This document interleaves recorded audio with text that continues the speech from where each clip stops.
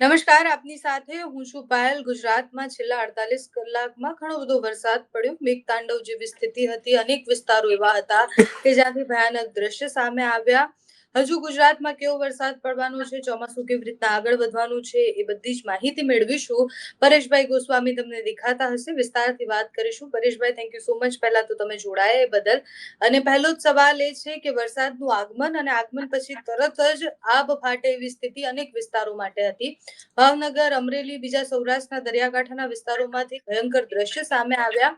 એ વરસાદનું કારણ શું, આટલો વધારે વરસાદ પડવાનો, અને હજુ આગામી દિવસ કેવો વરસાદ રહેવાનો? ચોક્કસથી બેન, સમજવા જઈએ તો આમ તો મહારાષ્ટ્રની અંદર ઘણા સમયથી નૈઋત્યનું ચોમાસું છે તે નિષ્ક્રિય થયું હતું.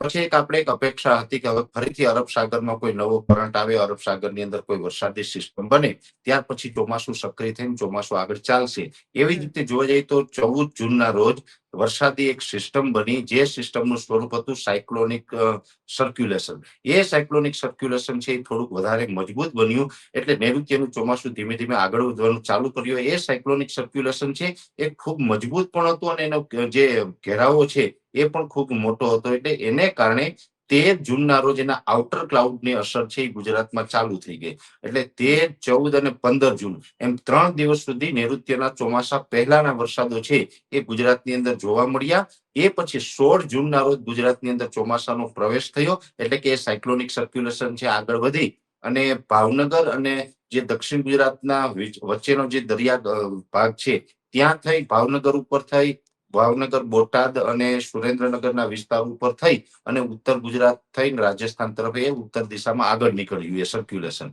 એટલે હમ. એ જે સર્ક્યુલેશન આગળ નીકળ્યું એને કારણે ઠીક છે કે ઓલ ઓવર ગુજરાતમાં ચોમાસાનો પ્રવેશ ચોક્કસથી થઈ ગયો. પણ એ જે સર્ક્યુલેશન હતું બેન, એ સર્ક્યુલેશનનું જે સેન્ટ્રલ પાર્ટ જે વિસ્તારોમાંથી પસાર થયો છે એ તમામ વિસ્તારોની અંદર વધારે વરસાદ નોંધાયા છે. સામાન્ય રીતે બેન તમે જોવા જાય તો આના સૌથી વધારે વરસાદોની અસર છે એ બોટાદ, ભાવનગર ને અમરેલીના અમુક વિસ્તારોની અંદર જોવા મળી છે. એનું મેઇન કારણ હતું કે એ અરબ સાગરમાંથી જે સાયક્લોનિક સર્ક્યુલેશન આગળ વધ્યું ત્યારે એનો જે સેન્ટ્રલ પાર્ટ હતો એ ત્યાંથી પસાર થયો છે.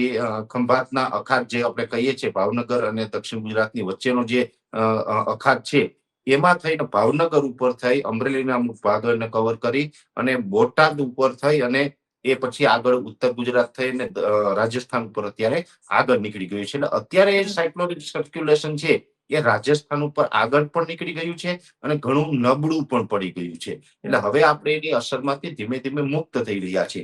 પણ આવડી મોટી સિસ્ટમ છે ગુજરાત ઉપરથી પસાર થઈ છે, જેની એની પાછળની લેયરો હોય એ લેયરોને કારણે હજુ આજે 19 તારીખ થઈ છે, અને આજે 19 તારીખે પણ અનેક વિસ્તારોની અંદર વરસાદ નોંધાશે, કેમ કે આ મોટી સિસ્ટમ પસાર થઈ છે, જેને કારણે 750 એચપીએ લેવલે હજી ઘણી બધી અસ્થિરતાઓ જોવા મળી રહી છે, ઘણો બધો ભેજ જોવા મળી રહ્યો છે. એને કારણે આજ અને આવતીકાલ 2 દિવસ સુધી હજી રાજ્યના છૂટાછવાયા ઘણા વિસ્તારોની અંદર વરસાદ નોંધાઈ શકે. જો કે હવે 2 દિવસ વરસાદ છે એ સાર્વત્રિક નહીં હોય, પણ ઘણા બધા વિસ્તારોની અંદર ચોક્કસથી જોવા મળશે. હવે ઘણા બધા વિસ્તારોની વાત કરવા જઈએ તો સૌ પ્રથમ તો દક્ષિણ ગુજરાતના જે વિસ્તારો છે એમાં 2 દિવસ સુધી હળવાથી મધ્યમ અને 1-2 સ્થળો ઉપર ભારે વરસાદની શક્યતાઓ છે, જેની અંદર સુરત, વલસાડ, વાપી, નવસારી, ડાંગ અને બિલીમોરા આટલા વિસ્તારો એવા છે કે એમાં સારો એવો વરસાદ છે 2 દિવસ સુધી નોંધાઈ શકે. સૌરાષ્ટ્રની અંદર જે ભાગો છે, અમરેલી, ભાવનગરના ભાગો હોય, બોટાદના અમુક ભાગ અને સુરેન્દ્રનગરના હળવદની આસપાસ, એટલે કે મોરબી સુરેન્દ્રનગરની આસપાસના હળવદ હોય, ધાંગધ્રા હોય, સુરેન્દ્રનગર પ્રોપર હોય, આ તમામ વિસ્તારોની અંદર પણ 2 દિવસ સુધી સારા એવો વરસાદ નોંધાઈ શકે છે. જુનાગઢ, ગીર સોમનાથની અંદર હળવા સામાન્ય છૂટાછવાયા વરસાદો છે એ નોંધાય. ઉત્તર ગુજરાતની અંદર પણ સાબરકાંઠા અને અરવલ્લી જેવા વિસ્તારો છે, આ બંને જિલ્લાઓની અંદર હજુ પણ 2 દિવસ સુધી મધ્યમથી ભારે વરસાદ કદાચ હમ. નોંધાઈ શકે. આ વિસ્તારોને બાદ કરતા મેં આપને જેટલા નામ જણાવ્યા છે એટલા વિસ્તારોને બાદ કરતા બીજા વિસ્તારો છે એમાં છૂટા છવાયા હળવા સામાન્ય વરસાદો છે એ નોંધાશે. એટલે આ વરસાદની પ્રક્રિયા છે એ 2 દિવસ મેં આપને જણાવ્યું એમાં ભારે, બીજા વિસ્તારમાં ઓછા, અને સામાન્ય વરસાદ છે તો લગભગ 23 તારીખ સુધી યથાવત રહેશે. એટલે કન્ટિન્યુ 23 તારીખ સુધી આ વરસાદો છે એ સામાન્ય રીતે યથાવત રહેશે. જોકે આ જે 23 તારીખ સુધી સામાન્ય વરસાદો પડવાના છે બેન, એમાં બંને પરિસ્થિતિ જોવા મળશે. અમુક વિસ્તાર એવા હશે કે ત્યાં આ વરસાદો છે હશે, મેં આપણે કીધું છૂટાછવાયા વિસ્તાર, એટલે અમુક વિસ્તારમાં વરસાદ હશે ને અમુક વિસ્તારમાં વાતાવરણ ખુલ્લું અને ચોખ્ખું વરાપ જેવો માહોલ હશે. એટલે મિક્સ ઋતુ છે એ આપણે 23 તારીખ સુધી કન્ટિન્યુ જોવા મળે તેવી શક્યતાઓ છે. અને આ સાયક્લોનિક સર્ક્યુલેશન છે તે ખૂબ મજબૂત હતું, જેને કારણે અમુક વિસ્તારની અંદર અતિ ભારે વરસાદો છે એ પણ નોંધાયા છે બેન. વલસાડથી ચોમાસું પ્રવેશ્યું અને પછી દરિયાકાંઠાના વિસ્તાર જે આપણે ભાવનગર અમરેલી વાળી વાત કરી ત્યાં પણ એની અસર જોવા મળી. એટલે ચોમાસાનો વરસાદ તો ખરી જ, સિસ્ટમની અસર પણ હતી. ચોમાસું હવે કેવી રીતે આગળ વધશે, કયા કયા વિસ્તારોને હવે ધીરે ધીરે અસર થવાની શરૂઆત થશે ચોમાસાના વરસાદની? આમ જોવા જઈએ તો બેન અત્યારે નૈઋત્યના પવનો છે એ રાજ્ય ઉપર ફૂંકાઈ રહ્યા છે, ને નૈઋત્યના પવનો અને વરસાદોના જે માપદંડો હોય જોવામાં આવતું હોય છે કે આટલા વિસ્તારમાં જે 4 ઝોન છે આપણા, જેની અંદર સૌરાષ્ટ્ર કચ્છ વાળો ઝોન છે, ઉત્તર ગુજરાતનો ઝોન છે, મધ્ય ગુજરાત અને પૂર્વ ગુજરાત વાળો ઝોન છે, અને એક છે પેલું આપણે દક્ષિણ ગુજરાત વાળું. આ જે વેધરના જે ચારેય ઝોન છે, ચારેય ઝોનની અંદર વરસાદની માત્રા હતી એની ક્રાઇટેરિયો ફૂલફિલ કર્યો છે, એટલે ચોમાસું બેસી ગયું કહેવાય. બીજો મુદ્દો એ છે કે નૈઋત્યના પવનો છે એ આવી રહ્યા છે, એટલે એ લેવલ પ્રમાણે એ મુદ્દા ઉપર પણ આપણે કહી શકાય કે ચોમાસું ઓલ ઓવર ગુજરાતમાં બેસી ગયું છે. અને ત્રીજો ક્રાઇટેરિયો OLR હોય, outgoing long wave radiation, એ જે ક્રાઇટેરિયો ફૂલફિલ થવો જોઈએ, એ outgoing long wave radiation છે ડાઉન થવું જોઈએ. એ OLR છે એ પણ અત્યારે ઓલ ઓવર ગુજરાતની અંદર ડાઉન થઈ ચુક્યો છે. એટલે હવે ઓલ ઓવર ગુજરાતની અંદર ચોમાસું બેસી ગયું છે, આવું ચોક્કસથી આપણે કહી શકાય. અને ઘણા સમય પછી બેન આવું બન્યું છે. જનરલી ચોમાસું છે ને ગુજરાતની અંદર આવે એટલે 15 જૂને સૌરાષ્ટ્રના દરિયાકાંઠા નજીક અને વલસાડ જિલ્લાની અંદર ચોમાસાનો પ્રવેશ થતો હોય. પછી 5 દિવસની અંદર સમગ્ર સૌરાષ્ટ્ર અને મધ્ય ગુજરાત અને સમગ્ર દક્ષિણ ગુજરાત એ 5 દિવસની અંદર કવર કરે, એટલે કે 20 જૂન સુધીમાં એ વિસ્તાર કવર કરે, અને 25 જૂન સુધીમાં ઓલ ઓવર ગુજરાત છે એ કવર કરતું હોય. સામાન્ય ધીમી ગતિએ આ રીતે ચોમાસું ચાલતું હોય છે, પણ આ વખત એવું બન્યું છે કે સાયક્લોનિક સર્ક્યુલેશન મજબૂત હતું અને એ સાયક્લોનિક સર્ક્યુલેશન ઝડપથી ઉત્તર તરફ ગતિ કરી ગયું. એ આમ તો ઉત્તર પશ્ચિમ તરફ ગતિ કરવું જોઈએ, એની જગ્યાએ માત્ર ઉત્તર તરફ ગતિ કર્યું, જેને કારણે માત્ર 36 કલાકની અંદર 16 તારીખે જે ચોમાસું દક્ષિણ ગુજરાતમાં પ્રવેશ કર્યું, એ પ્રવેશ કર્યા પછી માત્ર 36 કલાકની અંદર ઓલ ઓવર ગુજરાતને કવર કરી દીધું આ ચોમાસાએ. નકર આ ઓલ ઓવર ગુજરાતને ચોમાસું કવર કરે એની અંદર 10 દિવસ જેટલો લાંબો સમય લાગતો હોય છે. હવે 10 દિવસની અંદર જેટલું ચોમાસું આગળ ચાલવું જોઈએ બેન, એ માત્ર 36 કલાકમાં ચાલી ગયું. અને આવું થવા પાછળનું પણ મેઇન કારણ છે કે આ સાયક્લોનિક સર્ક્યુલેશનની કોઈ દિશા બદલાણી નહીં, અને સતત એ ઉત્તર તરફ ગતિ કરતું રહ્યું, અને સાથે સાથે થોડુંક મજબૂત હતું.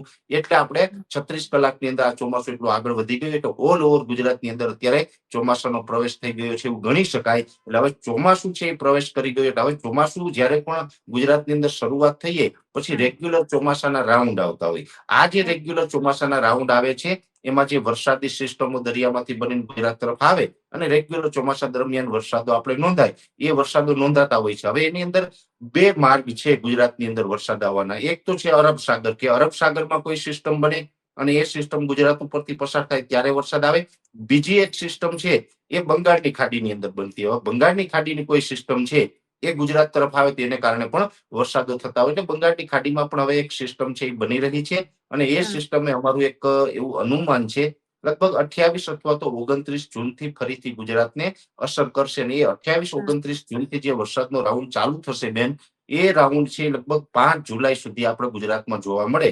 અને એ રાઉન્ડમાં પણ સારા વરસાદો છે ઓલ ઓવર ગુજરાતમાં સાર્વત્રિક. એટલે સાર્વત્રિક જયારે અમે બોલતા હોય બેન, ત્યારે એમાં એવું બનતું હોય કે 15-20% વિસ્તારો બાકાત રહી જતા હોય છે.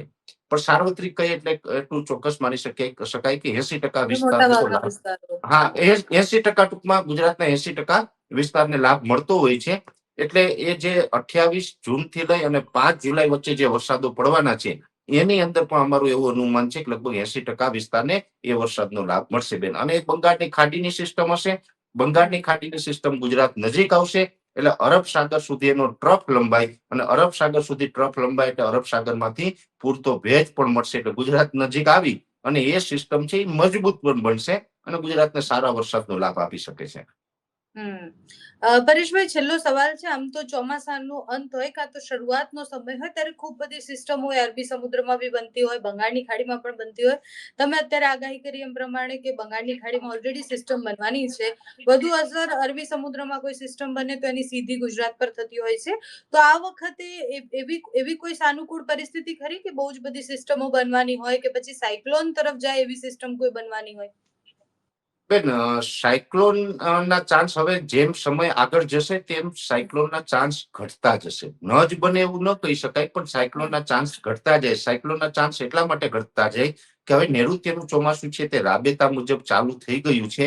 એટલે આપણે જે OLR ડાઉન થાય, એટલે કે વધારે પડતા ઘાટા વાદળ હોય એટલે પ્રકાશનું રિફ્લેક્શન છે એ ઘટી જાય, ટેમ્પરેચર છે એ ડાઉન થઈ જાય. જેવી રીતે જમીની તાપમાન અત્યારે ઘટે છે, એવી રીતે સમુદ્રનું તાપમાન છે એ પણ ઘટતું હોય. અને સમુદ્રનું તાપમાન છે 28 ડિગ્રી કરતા નીચે આવી જાય ત્યાર પછી ગમે એવડી મજબૂત સિસ્ટમ બને તો પણ એ સાયક્લોન સુધી પહોંચી શકતી નથી. એટલે સાયક્લોન બનવાની શક્યતાઓ ઘટી ગઈ છે. નથી જ બનવાનું એવી પણ આગાહી નથી, પણ શક્યતાઓ ઘણી બધી હવે આપણે ઘટી જશે.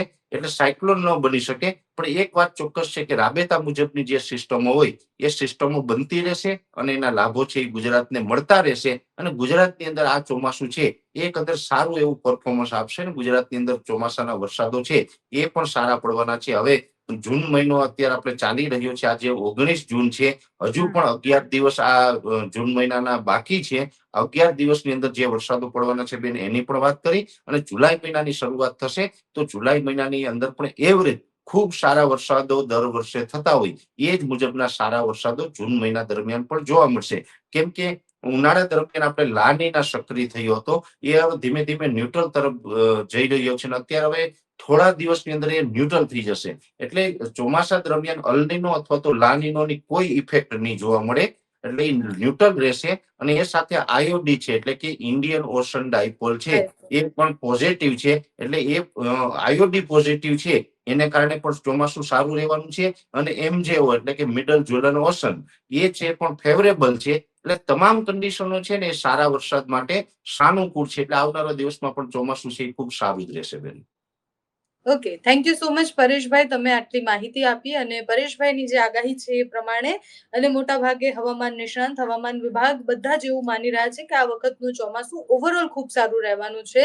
ખેડૂતોને એનો લાભ મળે, કારણ કે ચોમાસાથી આપણે તો ઘરમાં બેસીને આરામ કરતા હોઈએ પણ ખેડૂતો એના ઉપર બહુ જ બધી આશાઓ હોય છે. ચોમાસું આવે એટલે ખેડૂતોને આ વખતે વધુ વરસાદમાં હેરાન ન થાય, જેટલું વાવણી લાયક વરસાદ એમને જોઈએ છે એટલો વરસાદ મળે. ઓલ ઓવર અત્યારે શરૂઆતમાં તો જે સમાચારો ને બધું આવે છે કે બહુ જ બધા ગામડાઓ સંપર્ક વિહોણા થઈ ગયા છે. તંત્ર એનું કામ કરતું રહેશે. મૃત્યુના આંક છે એ પણ આવી રહ્યા છે. એટલે થોડું સાવધાન પણ રહેવાનું છે. શરૂઆત છે ચોમાસાની, આગળ જતા હજુ પણ એવા અનેક રાઉન્ડ આવશે કે જેમાં ખૂબ ભયાનક વરસાદ પડી શકે છે. એટલે આપણે જ્યાં છીએ ત્યાં ઋતુમાં આપણે સાવધાન પણ રહેશું. આશા રાખીશું કે આ ચોમાસું બધાને સારી રીતના ફળે.